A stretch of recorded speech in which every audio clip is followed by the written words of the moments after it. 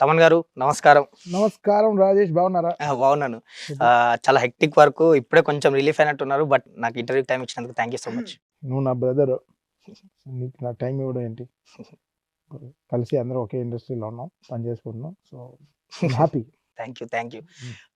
First of all సంక్రాంతికి 2 సినిమాలు ప్లెజర్‌గా feel అవుతున్నారా? ప్రెషర్‌గా ఫీల్ అయ్యారా? రెండు ఉంటాయి, బట్ రెండు ఒకేసారి రావడం ఎప్పుడు మంచిది కాదు. న్యూస్ రైటర్స్కి బేసిక్ హెల్త్ పోతాయి, స్ట్రెస్ ఎక్కువ ఉంటుంది.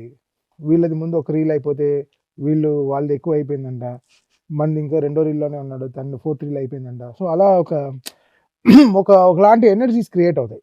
Okay. బట్ నేను జోవియల్గా మేనేజ్ చేస్తూ ఉంటా. But it's very tough. రెండు సినిమాలు మేనేజ్ చేయడం చాలా పెద్ద విషయం, చాలా కష్టం. అది ఆన్ టైం ఇవ్వడం, యూఎస్ ఫ్రెండ్స్ చాలా ఉంటాయి, చాలా బిజినెస్ వైజ్ చాలా ఉంటాయి. అది సంక్రాంతి అప్పుడు ఇంకా టార్చర్, ఎందుకంటే అన్ని చోట్ల ఐస్లు ఉంటాయి, అవును. ఐస్ వర్షాలు కురుస్తుంటాయి, టెంపరేచర్స్ పడిపోతుంటాయి. సో ప్రింట్స్ కాపీలు వెళ్ళి రీచ్ అవ్వడం టైం అయిపోతాయి.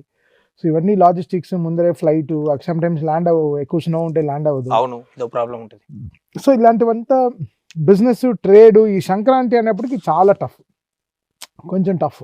ఈ డిసెంబర్ పోస్ట్ దసరా తర్వాత నుంచి ఒక జనవరి రిలీజ్ అయిన సినిమా ఫిబ్రవరి వరకు కొంచెం అబ్రాడ్స్లో కొంచెం ఇబ్బంది ఉంటాయి Okay. ఎగ్జిబిటర్స్, డిస్ట్రిబ్యూటర్స్కి. సో వాళ్ళ కోసం మేము కొంచెం ఇంకా హార్డ్ వర్క్ చేసి, ఇంకొంచెం యాక్సిలేటర్ని తొక్కి, కొంచెం డే నైట్లు పనిచేసి వాళ్ళకి ఒక కాపీ ఇచ్చేసి ముందరే, తర్వాత లోకల్ ప్రింట్స్కి మళ్ళీ వర్క్ చేసుకోవడం అలానే ఉంటాయి.